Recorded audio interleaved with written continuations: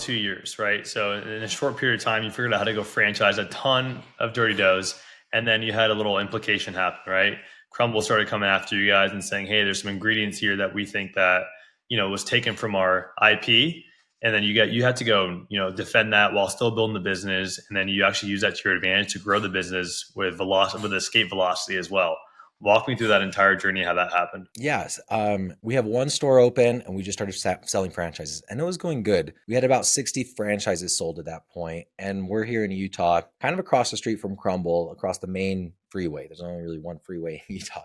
And they've been here for 5 years. They've never put up a billboard. So we're like, we'll advertise with billboards. Dirty Dough coming soon.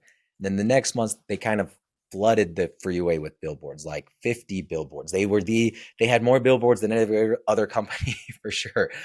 Just like, we're the best. We're $1 billion company. And at that same time, that's when they sued us. So we don't even have a franchise open. Read the lawsuit. It mentions sprinkles. It mentions vanilla ice cream. It mentions whimsical design. It mentions the shape of a box. IP wasn't even mentioned in the first. Then they try to, recover their tracks on a very poorly written lawsuit and add other bullshit claims. But the first one that had nothing in there. So read through it. Crap, $1 billion company suing you. I got one store open. Like, can we fight it? Whatever, But I read through the lawsuit. And after that initial scare, it's like, okay, we could win this. Do we have money to win this? Because it could take years, which it did. It took about 18 months. But what had happened is, okay, lawsuit happened. Nothing really came from it until about 6 weeks later, a local news station picked it up. And then now it's like, crap, now everybody knows. Now every franchisee is going to ask me about it. Every prospective franchisee, every employee, everybody's going to ask me about it. So why not just go to social media and just tell everybody what's going on all at once? So that was what I opted to do. And, I adapted it with my personality, which is kind of, fun, playful, also smart ass. So the first post was screenshot of the lawsuit or the news article of the law covering the lawsuit. And it's like, watch out, Granny. If you're using sprinkles, Crumble's coming for her next, or something like that, something stupid. And then the next one was, we came up with billboards to respond to their billboards, but ours were around the lawsuit. And that's where we coined the hashtag Utah Cookie Wars, which ended up helping us a lot. But we threw that on billboards with taste buds, or let your taste buds be the judge. Cookies so good, we're being sued. We don't crumble with competition, things like that. So kind of, smart, tongue-in-cheek type of things. And people saw those, but I also posted on social media, again, tagging Crumble, like, love your billboards. What do you think of mine? And then you get 1 million views on that, which is great, but definitely got more views from posting about the billboards than what the billboards actually were. And then CNBC, I had an interview with them, and Good Morning America. And Crumble denied every single one of the interviews. They wouldn't talk to anybody. And I didn't deny a single interview. So I spoke with dozens of news agencies and podcasts and whatever. And it really allowed us to be at the forefront of the narrative. 18 months later, we resolved it. We settled it. Not much really happened in the 18 months.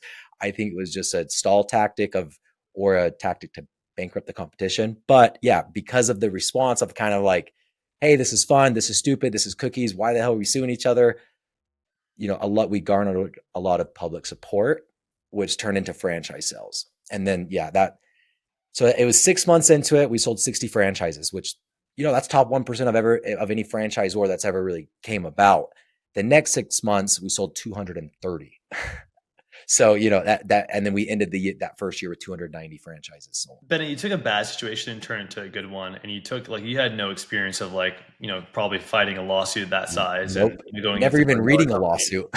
Yeah, exactly. And you just went for it. There's we talk about our amygdala, which is where all the fear is in your brain. You seem like you didn't have any amygdala whatsoever during that process. Why do you feel that that was the right decision, and who guided you through that to say, what, let's go make this a brand about, having a lawsuit in play. I'm going to use this to my advantage. I mean, it was me because I'm the smart ass posting, everybody else was like, oh, do you really want to address it? But it's like, well, how do you not address it? And in franchising, if you're in a lawsuit, you have to disclose that. So you send out franchise disclosure documents disclosing, your business. It's all regulated by the FTC. And one of those sections is specifically so you could know if the franchisor is in a lawsuit. So again, I think that was just kind of part of the strategy. But if everybody's going to know about it, you can know my side. And then I had a big advantage of like, one, as soon as I went to social media, then people were kind of helping me. And one person pointed out that the lawsuit had 6 side-by-side pictures of their product images next to Dirty Dough product images. And one of them was their cookie with sprinkles and our cookie with sprinkles, their Twix cookie, our Twix cookie, our cinnamon snickerdoodle, their cinnamon snickerdoodle, whatever, you know. And then one person said, hey, all of these are time stamped. Like, you know, when you guys released your vanilla ice cream and they released their vanilla ice cream, because kid you not, vanilla ice cream was in the freaking lawsuit. Um, it's time stamped, and Dirty Dough actually released that first. And Dirty Dough actually did the sprinkle cookie first.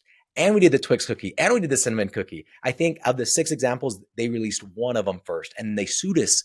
They copied us 5 times and they sued us over. And it's like, okay, so if I can get in front of people and say, hey, you know, this is a stupid lawsuit, trust me, that's one thing. If I could say this is a stupid lawsuit and anybody with a cell phone can verify how bullshit this is, or BS this is, excuse me, in 30 seconds, here's how, you know, just go, or in 3 minutes, just go scroll down till you see this image that's outlined in each lawsuit, and it'll see that ours is better, you know. So it was kind of breaking it down. I think there was 13 points in the lawsuit, and it was like, I'm going to break down every one. And I did a post like, here's the 13 or here's the 13 points of the lawsuit, you know. Over the next 2 or 3 weeks, I'm going to break down each one, why I think it's all bogus. And then it kind of created a following around that. So it really helped to build the personal brand. Again, none of that was planned, but it's like, well, what else do you do? Do you just have one-on-one conversations? No, I don't have time for that. You know, otherwise I would have recorded a video and just started sending people a Loom video of me explaining the situation, because I'm all, you know, processes, efficiencies, everything like that. So it definitely led to a lot of growth for us.